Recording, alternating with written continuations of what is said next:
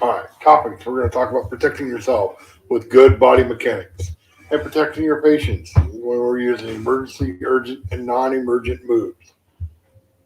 Protecting yourself with good body mechanics. Uh, pr- Protecting yourself, body mechanics, the proper use of body to prevent injuries and facilitate lifting and moving. That's the definition of body mechanics. We should consider the following before we start lifting: the object, what's it weigh? What's its shape? Can we lift this? We have to know our limitations. How much weight can I lift? Can I lift this safely? Fortunately for us, we work in teams, pairs of twos on an ambulance. So uh, once we start to lift the patient, we have to have good communications. We have to plan and communicate with your partner before lifting your patient. Rules for lifting. You're going to position your feet properly, which is usually shoulder width apart. We're going to lift with our legs, right? We're never going to lift with our back. We use our legs. Strongest muscles in our body is our quadriceps and our legs. We're never going to turn or twist, if avoidable. We're going to try to stay in line. And we're not going to compress while lifting with one hand, excuse me. We're going to keep weight as close to the body, right? We want it right next to our body. We don't want it way out in front of us. That changes our points, and it's just not good. We want it as close to our body as we can get it. And this is important. We're going to use stair chairs when we're carrying patients on stairs whenever possible, especially with today's cots being power cots, weighing more, and the patient's getting heavier. If we can take them down the stairs safely, we're going to use a stair chair. Here's a good example of EMTs using a stair chair. This is the power lift and power grip. As you can see in the pictures, the power lift, he's using his legs, keeping his back in line. The power grip, palms are up, about shoulder width apart. When we're reaching, we're going to keep our back in a locked in position. We're going to try to stay straight in line. We're going to avoid any twisting while reaching. We're going to avoid reaching more than 20 inches in front of our body. We want to try to keep that, again, close to our center mass. We're going to avoid prolonged reaching for strenuous efforts when strenuous efforts is required. So if it's a really heavy object, we're not going to try to reach out to that. We're going to get closer to it if we have to. When pulling and pushing, we'd rather push than pull. You're going to do this whenever possible. Keep your back in locked position. Again, we're going to keep line of pull through the center of the body. So we're not going to be off to the side pulling. We're going to be pulling back towards the center of the body. And we're going to keep that weight as close as we can. If the weight is below our waist, you should push or pull from a kneeling position, right? Which means we're not going to be bent over pulling or pushing. We're going to kneel down and push them. Avoid pushing or pulling overhead. That's pretty self-explanatory. We don't want to be stretched out overhead, pushing or pulling, because we have very little control at that point. Keep your elbows bent and arms close to the side. That's going to keep that weight close to you and center mass. Let's start talking about, excuse me, we're going to start talking about protecting your patient using emergent, urgent, non-emergent moves. Emergent moves. There are situations when a scene is hazardous. For example, like a car on fire, building about ready to collapse, um, hazardous material sometimes. So sometimes we have to do these emergent moves. If the care of a life-threatening condition requires you to reposition, this means we have to move the patient so we can take care of them. You must reach out, or if you have to reach other patients, sometimes we have to do an emergency move to get one patient out of the way so we get to another. This would be like maybe a less severe injured patient. We move out of the way so we can get to our more severely or more needed tentative patient at the time. Here they're showing a clothing drag. As you can see, this drag is used, especially if we are worried about like a C-spine or an injury to the head, neck, or back, and we want to try to protect that a little bit. We can use this method, and we're going to kind of keep him all in line as we drag. As you can see, he's grabbing the patient by his shirt or by the neck area. Be careful not to pull too close to the neck and strangulate your patient. This is an incline drag. You're always going to go head first when you're going down a stairs or up the stairs. This is the fireman's drag. This we don't use a whole lot in EMS, but you can use. It's nice to know. You tie the patient's wrists together and you slip their arms around your head and you just walk out on your hands and knees, just as the picture shows. Blanket drag. Gather half the blanket material up against the patient's side, roll the patient towards the knees, place the blanket under the patient, and gently roll the patient onto the blanket. Now you can drag the patient using the blanket to drag them. This is one rescue assist. This is if your patient has maybe got like one injured leg or something that they can't bear a whole lot of weight on that leg, but you can help them. And again, here's a 2 rescuer. This is more ideal than 1, but sometimes you have multiple patients and you have to have 1 rescuer. But if not, you got 2, and this is more ideal. An urgent move is a situation that requires treatment that can be performed only if the patient is moved. Factors at the scene can cause the patient's decline, right? So this is something that is important that we move them, but it's not emergent. Like if we don't move them, the car's going to explode and it's going to blow up. We're going to may have to move the patient quicker than what we normal to treat a life-threatening injury. Usually involve moving the patient to a backboard. Non-emergent moves are not immediate life threats, so we have time to assess the patient, treat, and move them in a normal way.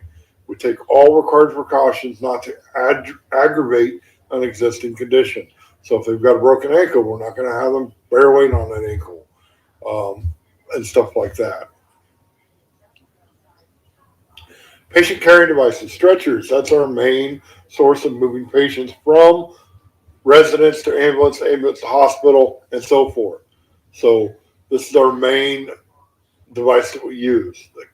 There are 3 different types of stretchers. We have powered stretchers, which we refer to stretchers as cots. You're going to hear me say power cot or manual cot. That is the stretcher. So we have power cots, which is what the name implies. There's a push button and it's got a motor on it and it'll lift and lower on its own. It's got a power source, battery operated usually. Most ambulance service today will use power cots. The big drawback to the power cots is all this mechanism of the mechanics of this creates weight. It adds more weight to the stretcher. So a power stretcher is going to weigh more than the next one, which is a manual stretcher. Manual means you physically have to pull handles, lift and lower the cot. So it is a lighter weight cot, so it doesn't weigh as much, but it is, like I said, it's non-powered, so you are the power source. Then there's another one called a bariatric stretcher, and these are used for our obese patients. Some rated carrying patients of 800 pounds or more. Most of your power stretchers now are rated to like 750 pounds, 650 pounds. It just depends on the manufacturer of the stretcher. So you have to know what your weight limit is on your stretchers. This is a powered stretcher, as you can see. If you see the gentleman at the feet, right where his hands are, you can see like the battery pack, and on where his right hand would be the buttons or the function to raise and lower the cot. Power cots are really nice. They were designed to help save the EMT's back. So they are really nice and very useful. This is a powered stretcher made by Furno. This is a very unique design they have, that the legs are all independent and you can use them all independently, and it's really nice. This is a bariatric setup. As you can tell with the bariatrics, the cots are usually lower to the ground and they have extension handles, so you're not very high up. And most of them will come with like some sort of like ramp system like you have here, and some even have a winch system, which this one does. If you look at the EMT at the top or in the back of the ambulance, in his left hand he's holding the controls to the winch, which will run a cable down and hook to the cot, and it'll pull it up into the ambulance. Other devices we can use, stair chairs, very useful when we're using uh, when we have stairs. It's my policy to try to use a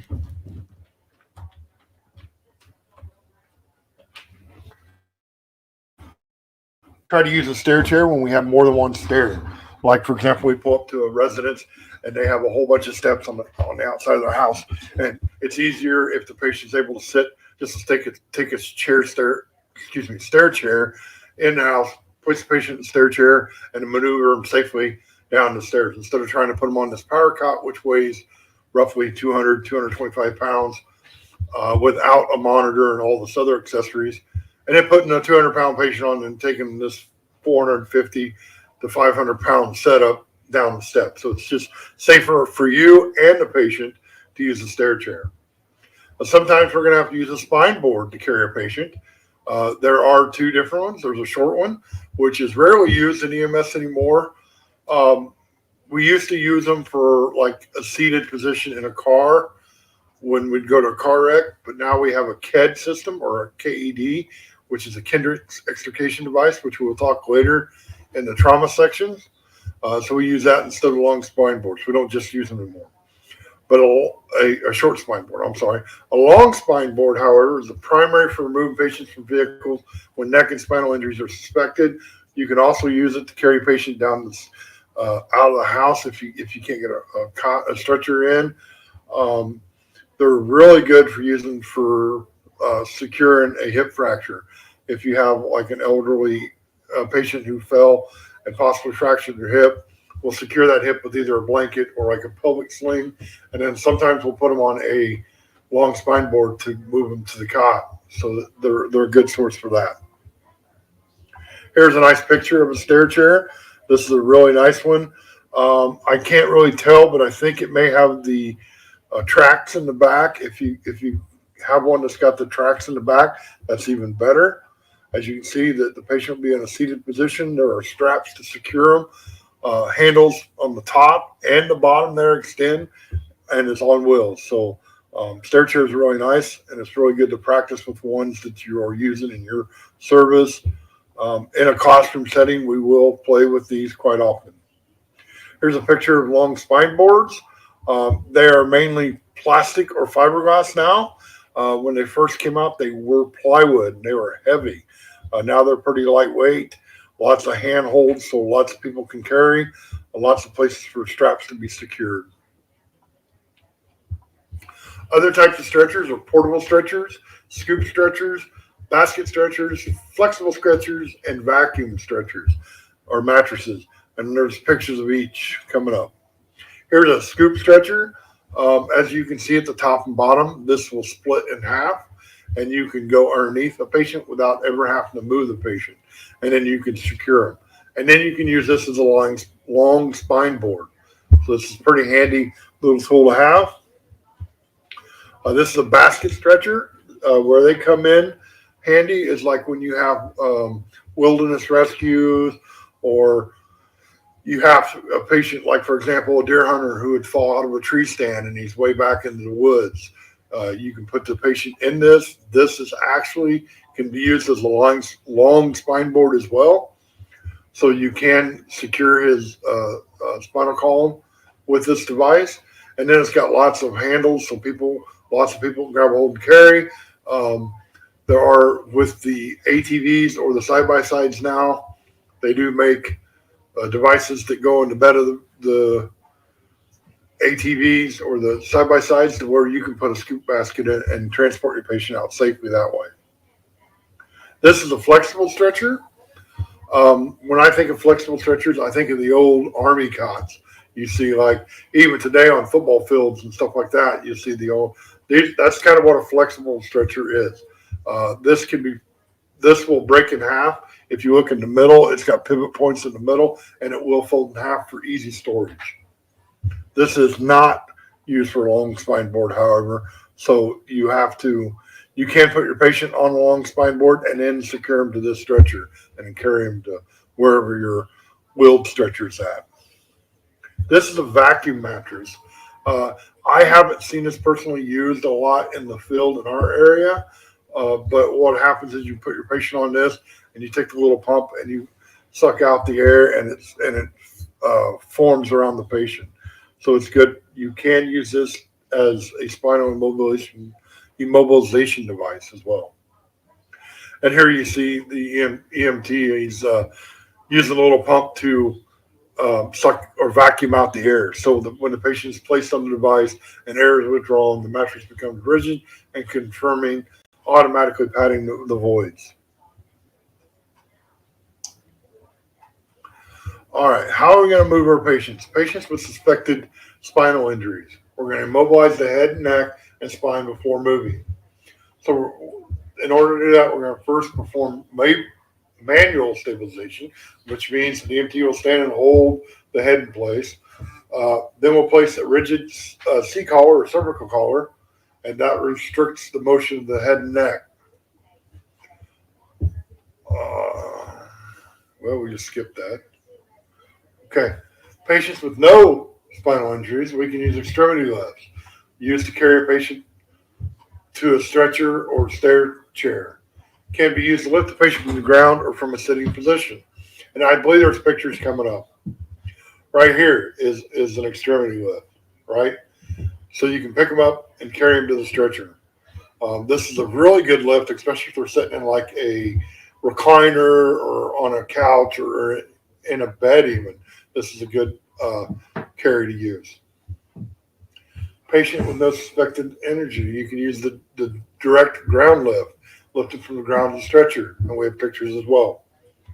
As you can see here, it takes 2 EMTs, and if you read the below, you set your stretcher at the lowest position, place the opposite of the patient. The EMT faces the patient, droops to one knee, drops to one knee, and places the patient's arms on the patient's chest, right? As you can see, they put their arms underneath them, supporting the neck and head and neck. They're both close to the waist and the one around the knees. And then they're just going to roll them up to their knees and then go to a standing position. And then you're going to place your patient onto the stretcher and secure them with straps. There's also the draw sheet method, which we use all the time in EMS, and a direct carry method. Here's the draw sheet method, moving them from, this is from hospital bed to stretcher. We can use it coming at home. You can use it at nursing facilities to go from bed to stretcher.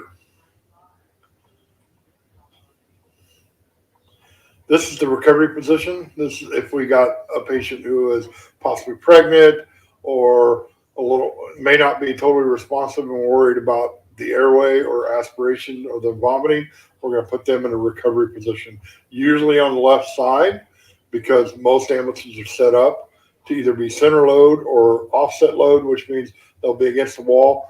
And if the patient's on the left side, they'll be facing the EMT in the back. Positioning for shock. If a patient is believed to be in shock, we're going to put them in supine position. Do not lower the head and do not raise the legs. Transferring a patient to a hospital stretcher. When you arrive at the hospital, you'll have to move the patient, right, from the ambulance, from our stretcher to the hospital bed or stretcher. So we're going to use a modified draw sheet, just like we took them from their bed and put them on the stretcher or the cot. You can see here they've got the stretcher at the same height as the bed. You're going to get plenty of help because the hospital's usually got plenty of people there, so you're going to get help. You're going to grab the sheet below the patient, and then someone is going to count, and you're going to move them from your stretcher to the bed as one unit, all one thing. Try not to do a jerking motion. You're going to just be a smooth, fluid motion. from the cot to the bed. Okay, this was a pretty quick chapter. Let's review a little bit. The process of lifting and moving a patient is a task that requires planning, proper equipment, and careful attention to body mechanics to prevent injury to you and the patient, right? You go to pick a patient up, and the patient you weren't ready for it, you didn't communicate well, you pick up before your partner does, you may get the patient off the floor, you may hurt your back, drop your patient, so that's not good. So good communication, good proper lifting techniques is important. The most important rule of lifting is to lift with your legs, right? We want to lift our legs, not our back. Our legs are very strong, strongest muscles in our body. Keep your feet shoulder width apart and keep your knees bent. Rules for lifting are for patients as well as equipment. So not only do we use this rule for lifting our patients, but for lifting our cot or any of our heavy equipment, we follow the same rules. Emergency moves are those that may aggravate spinal injuries and therefore are reserved for life-threatening situations. That's a very valid point. If this is an emergency move, we are not securing C-spine prior to moving, so it could aggravate spinal injuries. But if we don't move them at this time, they will die. So we have to weigh that decision. Do we move them now and possibly aggravate an injury? Or if we leave them here and this car explodes, then it doesn't matter if we aggravate an injury. Urgent moves are used when the patient must be moved quickly, but there is time to provide quick temporary consideration towards preventing or aggravating spinal injury. So we have to move the patient, but we have time to, put a C-collar on and move them to a backboard. Non-emergent moves are normally ways of moving the patient to the stretcher after performing a complete on-scene assessment and restricting movement of the spine when necessary. So these are most of our moves are going to be non-emergent moves. So examples of them are like the patient carry, two-person carry, the draw sheet, the drags, all those.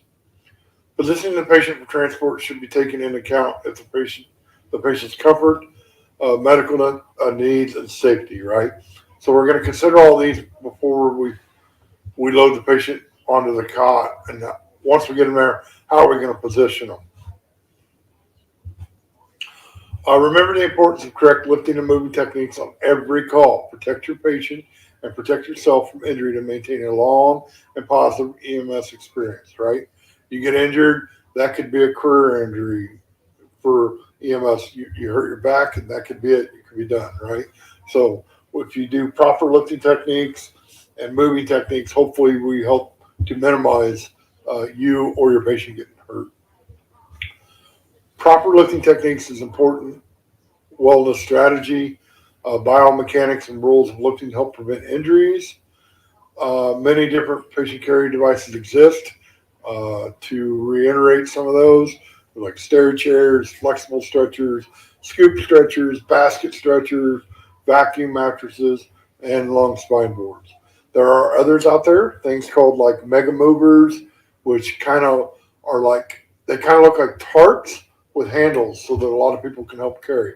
These are for patients that don't have spinal injuries, but we need to carry them out. Choose the correct device based upon the particular patient and the needs of the particular movement, right? So it's going to be individually based.